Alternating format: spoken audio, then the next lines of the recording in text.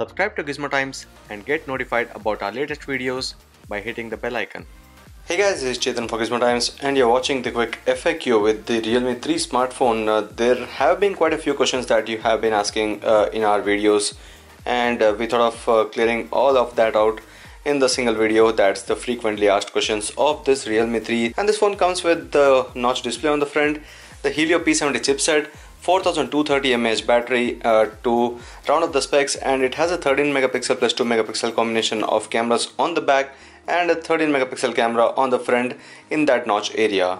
So let's start the FAQ firstly with the display itself. So about the protection of the display, it's the Corning Gorilla Glass 3 protection that is given on the front to protect it from the scratches. It's not a break resistant display protection because it's the Gorilla Glass 6 that would have protected the screen from breakage, but the Gorilla Glass 3 here is to keep the scratches away, not more than that, and that is the only protection given here. It is good that the company has mentioned that there is a Gorilla Glass protection here. Next is about the protection on the back of the phone.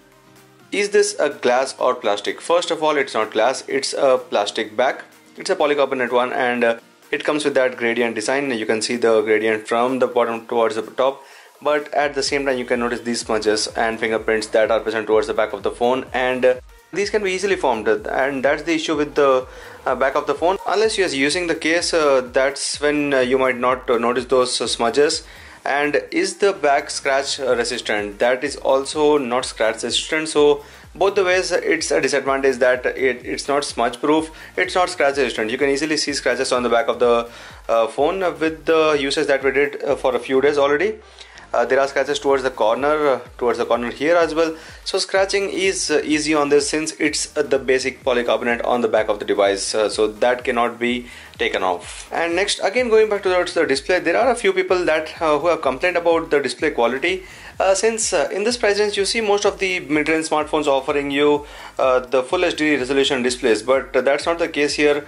It's the basic HD plus display that is given here, 720 to 1520 pixels of screen resolution.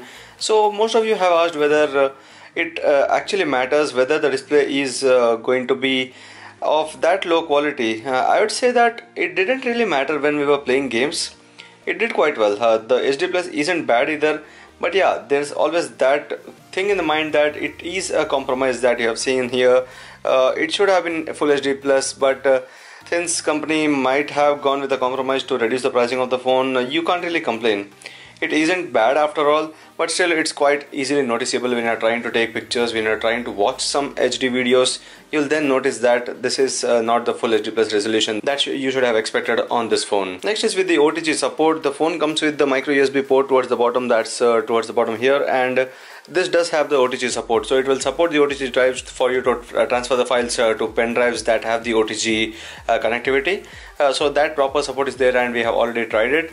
It did support a 128 GB OTG card, but we don't have a better one, so that's the best that we could check.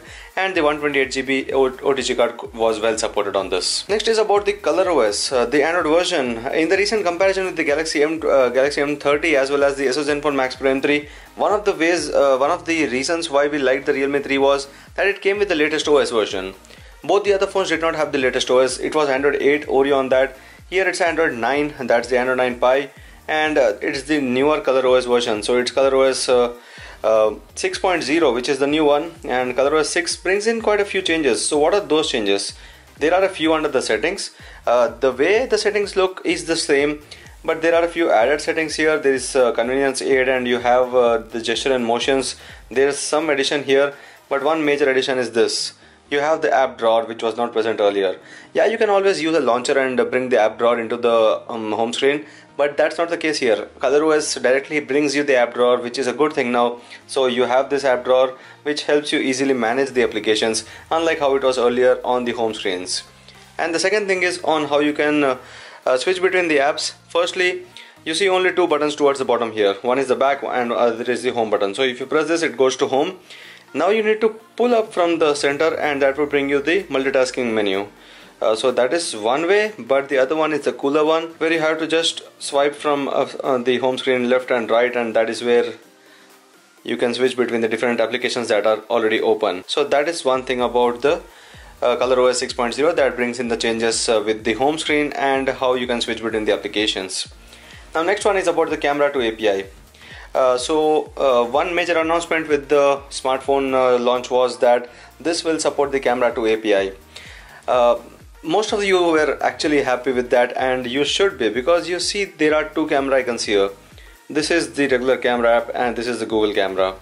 So we have installed the Google camera here, and it's not as perfect as it should be, but it still works, and you can get those options such as portrait shot, and the portraits actually are very good looking. If you take a look at the pictures that we took with the portrait mode on the Google camera, it did work quite well.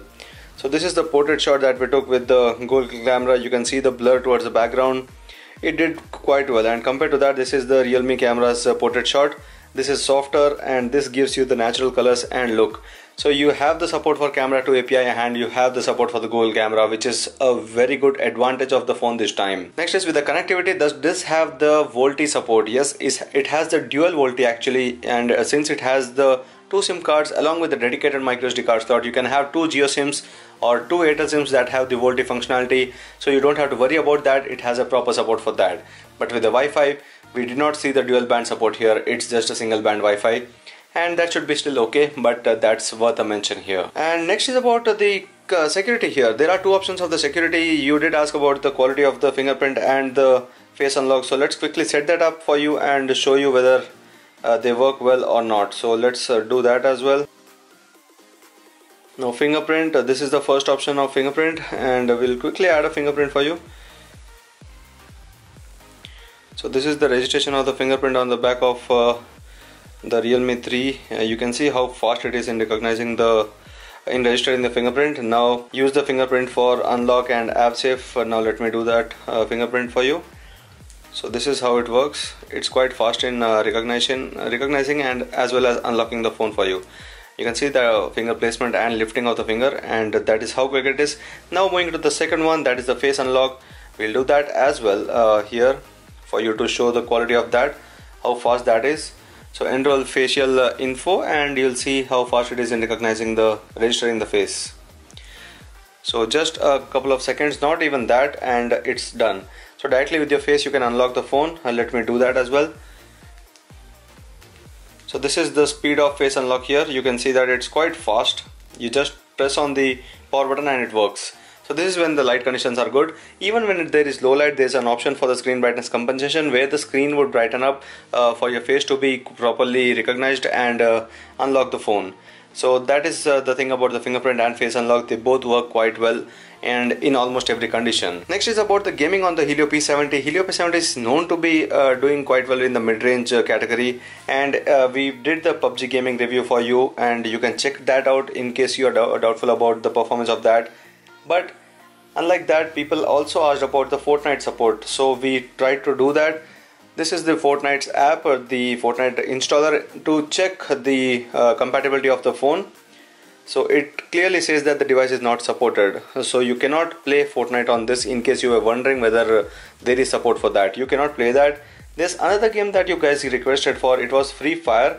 We did play this game, that was the Free Fire game, and it did play quite well. There was no issues with the performance of the Free Fire game, which actually does not have as good graphics as PUBG Mobile. So obviously the performance of this was expected to be good, and it is. So there's no issue with that. In case you were wondering about the Free Fire gaming, it can be done quite well on this smartphone. So this is the Free Fire game that we had played and tested out. Next, again continuing about the performance itself, to check out the benchmark scores for some people who are actually interested to learn the scores on how good the scoring is. It's 1,36,000 for the Antutu benchmark, and we had already done. Without wasting time, let's check out the score on the Geekbench as well. So this is the 1484 and 5066. Not bad scores for the Helio P70 chipset smartphones, and this is with the 4GB of RAM and 64GB storage. So that is one thing about the benchmarks. Benchmark scores are quite competitive and quite good. Next is with the sensors that are supported in the smartphone. If you go back to the Antutu benchmark, these are the sensors that you see in the smartphone. So this accelerometer as well as the gravity sensor, gyroscope is there as well, and there's light sensor, linear acceleration sensor, and also the orientation sensor and the proximity sensor. These are the sensors that are present, and there's a fingerprint sensor that is present towards the back of the phone. Final question is about the speaker quality. The speaker is located towards the bottom of the phone on the Realme 3 smartphone, and the speaker quality is actually good.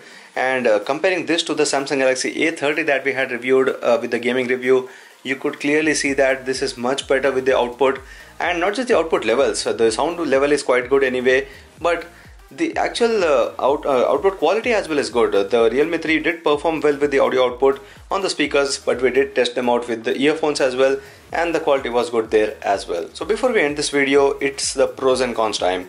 The major pros of this phone is firstly the performance. The ColorOS has been optimized well with the Helio P70 to work well, so there was no issue with the regular usage and also with the gameplay. So it's quite a good performer. And next is with the camera.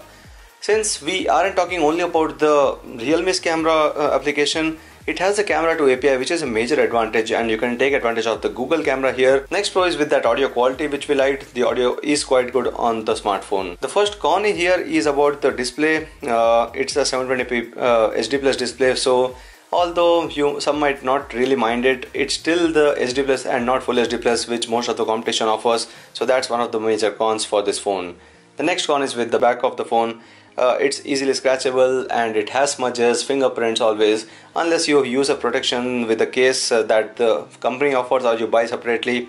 You cannot protect the back of the phone that easily. We forgot one pro, that is with the battery life. The battery life is quite brilliant on this one. Easily over a day's usage and easily over 6 hours of screen on time is what we registered most of the time for about 1 week of the usage that we have been doing on the Realme 3. So that wraps up this Q&A as well as the pros and cons of the smartphone. If you still have any other questions about the Realme 3 smartphone, do let us know and subscribe to Gizmo for more. Thank you for watching, and see you in our next video.